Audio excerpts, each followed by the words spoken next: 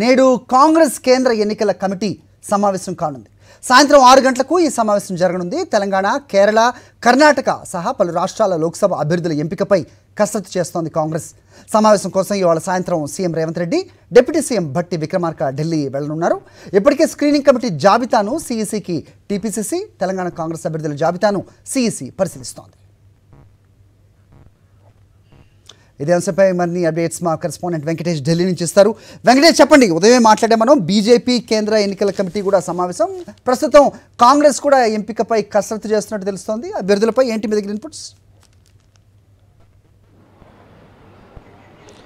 BJP ఒకవైపు 194 మందితో తొలి విడత అభ్యర్థుల జాబితాను ప్రకటించిన నేపథ్యంలో కాంగ్రెస్ పార్టీ కూడా తాము ఎక్కడా తగ్గడం లేదు అనేటువంటి సంకేతం పంపేందుకు వారు కూడా జాబితాను వీలైనంత త్వరగా విడుదల చేసేందుకు సిద్ధమవుతుంది. సో ఈరోజు సాయంత్రం నాయకులందరినీ కూడా పిలిపించారు. దాదాపు 9 నుంచి 10 రాష్ట్రాలకు సంబంధించినటువంటి నాయకులను పిలిపించారు. ఈరోజు కేంద్ర ఎన్నికల కమిటీ సమావేశాన్ని ఏఐసిసి కార్యాలయంలో ఏర్పాటు చేశారు. సో ఈ సమావేశం కోసం ముఖ్యమంత్రి రేవంత్ రెడ్డి, ఉప ముఖ్యమంత్రి భట్టి విక్రమార్క ఢిల్లీ రాబోతున్నారు. ఇప్పటికే దాదాపు 12 స్థానాలకు సంబంధించినటువంటి అభ్యర్థులను ఖరారు చేసినట్టు సమాచారం వస్తుంది. సో ఆ అభ్యర్థుల జాబితాకు సిఈసి ఆమోద ముద్ర వేసిన తర్వాత రేపు కాంగ్రెస్ పార్టీ తొలి జాబితాను విడుదల చేసే అవకాశం ఉంది. దాదాపు 100 మంది అభ్యర్థులతో తొలి జాబితా విడుదల చేయాలని కాంగ్రెస్ పార్టీ అధిష్టానం ఆలోచనగా ఉంది. ఇటు తెలంగాణ, కర్ణాటక, కేరళ, సౌత్లో ఉన్నటువంటి చాలా రాష్ట్రాల్లో కాంగ్రెస్ పార్టీ ఇప్పటికే కసరత్తు పూర్తి చేసింది. సో ఆ రాష్ట్రాలకు సంబంధించినటువంటి జాబితాను విడుదల చేయాలని భావిస్తుంది.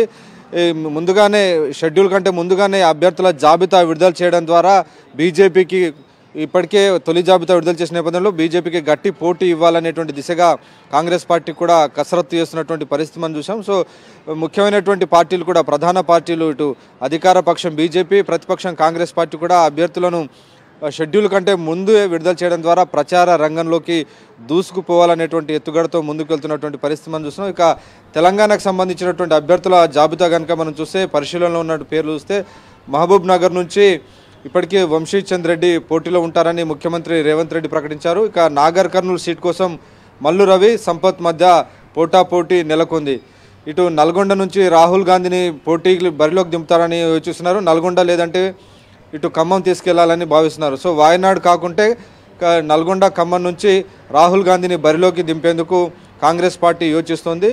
ఇటు భువనగిరి నుంచి చామల కిరణ్ను ఖరారు చేయాలని కాంగ్రెస్ పార్టీ భావిస్తున్నటువంటి పరిస్థితి. ఇక హైదరాబాద్ లోక్సభ సీట్ నుంచి ఫిరోజ్ ఖాను, మల్కాజ్గిరి నుంచి అల్లు అరవింద్ మామ చంద్రశేఖర్ రెడ్డికి అవకాశం ఇస్తారని తెలుస్తుంది. మల్కాజ్గిరి రేవంత్ రెడ్డి సిట్టింగ్ సీటు కాబట్టి అక్కడ ఉండేటువంటి అభ్యర్థికి సంబంధించి కసరత్తు అధిష్టానం చేస్తున్నటువంటి పరిస్థితి. ఇకపోతే ఇటు నిజామాబాద్ నుంచి జీవన్ రెడ్డిని బరిలోకి దింపబోతున్నారు.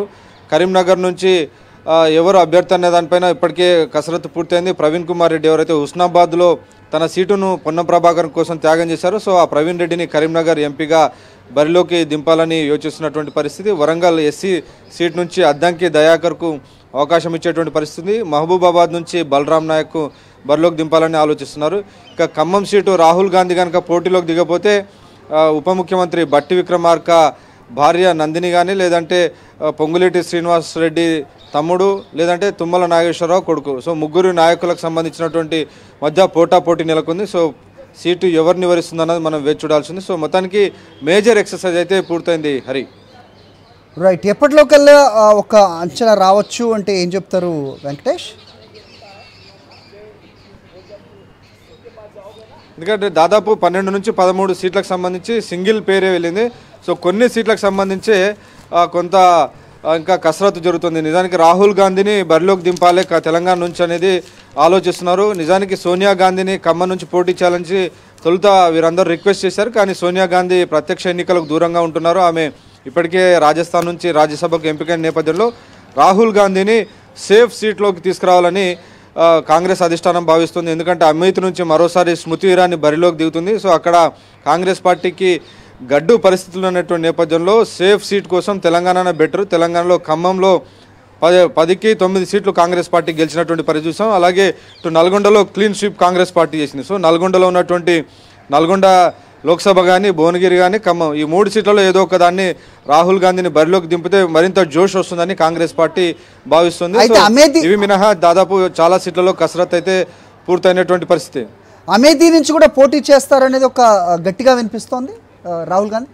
వెంకటేష్, ఖచ్చితంగా, ఎందుకంటే ఇప్పటికే సమాజ్వాదీ పార్టీతో కాంగ్రెస్ పార్టీ అక్కడ అడ్జస్ట్మెంట్ చేసుకుంది, పొత్తు ఖరారైంది. 17 లోక్సభ సీట్లలో పోటీ చేయాలని ఆ మేరకు సమాజ్వాదీ పార్టీతో కలిసి పొత్తు ఖరారైంది. సమాజ్వాదీ పార్టీ నాయకుడు అఖిలేష్ యాదవ్, రాహుల్ గాంధీ భారత్ జోడో న్యాయయాత్రలు కూడా పాల్గొన్న నేపథ్యంలో ఎస్పీతో పొత్తు వల్ల ఖచ్చితంగా అక్కడ తమకు సానుకూల ఫలితాలు వస్తాయని భావిస్తుంది. కానీ కాంగ్రెస్ పార్టీ పూర్తిగా దాన్ని సేఫ్ సీట్ అని భావించే పరిస్థితి లేదు. తెలంగాణలో అయితే ఖచ్చితంగా మనం చూసాం, నల్గొండ క్లీన్ స్వీప్ చేసింది కాబట్టి, అలాగే ఖమ్మంలో అదే పరిస్థితి కాబట్టి రెండు కంచుకోటలుగా ఉన్నాయి కాంగ్రెస్ పార్టీకి. అక్కడ పోటీ చేస్తే గన్ షాట్గా గెలిచే అవకాశం ఉంటుంది కాబట్టి అక్కడ బరిలోకి దింపాలని కాంగ్రెస్ పార్టీ అధిష్టానం భావిస్తున్నట్టు తెలుస్తోంది. Okay Venkatesh, thanks for the inputs.